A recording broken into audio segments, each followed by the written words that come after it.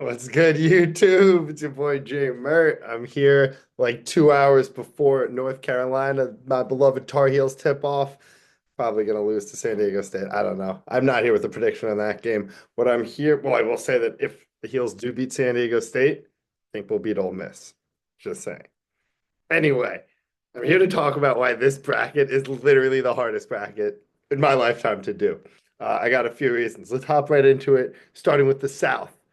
Creighton, Louisville in the first round.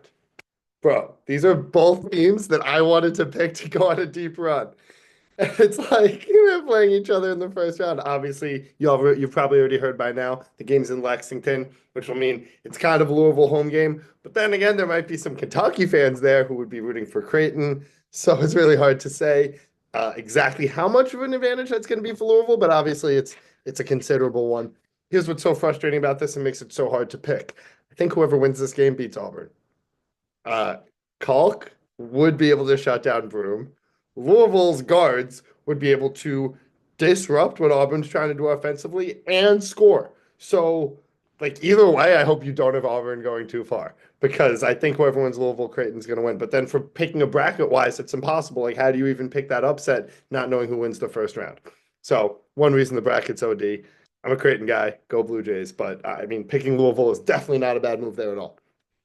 Next reason this bracket is super OD and hard to pick. Same, staying in the one more in the South. It's that Michigan thing. It's Michigan UCSD. Again, you've probably heard by now. All these national people are raving about UCSD. They're like, "Oh, the Tritons." I would mock it, except they've only lost like 4 games all year. And Michigan is a team that turns the ball over a lot, so Michigan could totally lose in the first round. On the other hand, you're talking about the partnership of Golden and Wolf with the coach who's already made the Final Four against all odds. Kind of want to take Michigan to go on a deep run. So it's like you're literally dealing with a situation where this team could lose in the first round. If they win, they would definitely beat A&M slash Yale, I think for sure. Then I would like them in the upset against Auburn if it's Auburn, or to beat Creighton or Louisville if it is one of them. Then suddenly you got Michigan, Michigan State in the Elite Eight. I mean, I would like Sparty in that matchup. In fact, I have Sparty going to the Final Four, but I mean, Michigan could obviously beat Michigan State. So, like, Michigan could be a Final Four team, 100%, and they can lose in the first round. Make with that what you will. Just saying it makes this bracket very hard. All right, let's hop on down to the West. Memphis gets the 5. I'm so hyped because all year they've been saying Memphis is going to be an 8, Memphis is going to be a 9, and that was pissing me the fuck off because Memphis deserves way better. And they got way better. They got the 5. Their reward, Colorado State in the first round. Like, come on. Colorado State is, I think they're literally the hottest team in the nation. If not, they're one of like the top 3 hottest teams in the nation. I saw a rank that they're one of the fancy statistical metrics, I don't even know what it's called, has them as the number 9 team in the nation since January. So can't really take Memphis to go on a deep run. Same thing with Michigan, but even more potently so because then the next round they would have Grand Canyon or Maryland.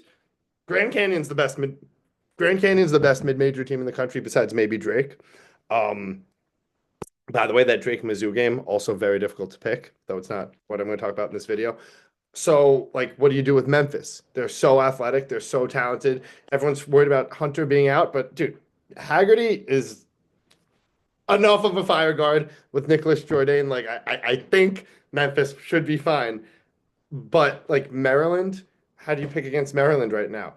Queen has to be the best freshman. I mean, other than maybe Cooper Flag, whatever. Queen's probably the second best freshman in the country this year. My guys at Rutgers, who I love, Ace Bailey and Dylan Harper, have been great, but they're not at the same level as Queen, certainly in terms of dominating a game.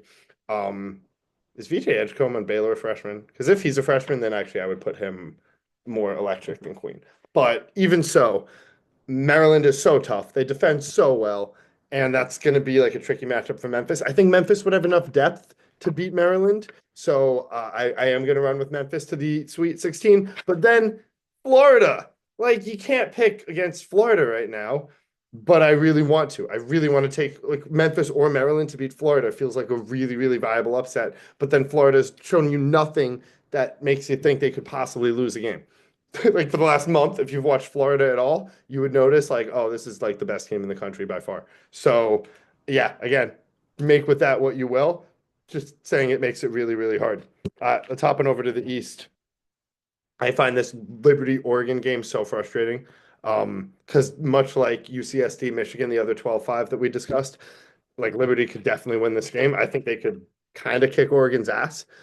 But Oregon's faster, Oregon's more athletic, Oregon's more talented. And I really want to take Oregon to make a little run with that Seattle Pacific Northwest home court. I mean, again, similar to the Kentucky thing, you might get some UW fans there who hate Oregon. I don't think that'll be too potent a thing. I think Oregon's going to have a good crowd there. I don't believe in this Arizona team that much. Obviously, their potential is super high. But I think Oregon gets to that Sweet 16, and then suddenly Oregon Duke or Oregon Baylor, maybe, possibly. I think Oregon could win that game too. I think Oregon actually matches up pretty decently to Duke. So I want to have Oregon in the Elite Eight, but then they could lose in the first round. Another reason this bracket is super hard to do. Last thing, and I hate to keep doing 12-5s, but we got to talk Clemson McNeese because I've been a huge McNeese guy for like 3 years. Wait, was Will Wade only been there 2 years? Maybe it's 2 years since Will Wade got there. I think it's three, maybe it's two. Even so, this year's McNeese isn't quite as niche as last year's McNeese, and Clemson's like the worst possible matchup for them. Clemson is so tough. They have experienced guys who have gotten to the Elite Eight just last year. Almost all of them came back this year. Schleffly is just such a my bad if I'm mispronouncing that name, but he's like kind of perfect to counter what McNeese does. McNeese wants to bully you. McNeese wants to be bigger and stronger and tougher, and like Clemson does the same shit. So I think Clemson definitely wins. I'm not gonna say think. Clemson's gonna win that game, and then Clemson Houston is a ridiculous matchup. I want to take Houston go all the way. That's the team like gut feeling who wins it all. Houston. I think that they're finally due. Kelvin Sampson's finally gonna get over that hump. But then I'm looking at the bracket and I'm like, but Clemson could totally beat them. Just the same reason Clemson is really difficult for McNeish. I think they could match up really well with Houston. So Clemson, both for the first round matchup being tricky and the fact that they're such a good matchup to possibly beat Houston, I just think that makes the Midwest bracket so tough. For that reason, I think Tennessee to the Final Four is a pretty solid pick. But not that I super, super believe in Tennessee. I mean, they've really been letting me down a lot this year. Games where I've picked them, especially to cover spreads. Never pick Tennessee to cover the spread. They won't cover it. They might win. They won't cover the spread. But I think Tennessee's balanced enough. You got enough experience, leadership through Ziggy. And you got such dynamic scoring. Gainsey's starting to play well. That I think Tennessee to the Final Four is the play in the Midwest, mainly because I think Clemson could beat Houston. If it came down to Houston versus Tennessee, bet on it. Do not take it in that matchup as just in isolation. Houston would definitely beat Tennessee, like no question about that. But does Houston get there, or are they going to get tripped up by Clemson? I could also randomly see Georgia beating Houston.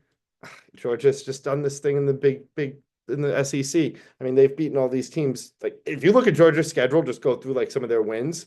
They're not that impressive a team. They don't really pass the eye test for me. But if you just look at their resume, like Georgia is super solid and has beaten good teams. So, uh, point of this video is that this bracket's hard. Do not bet too much on any of these games. Everything's going to be hard.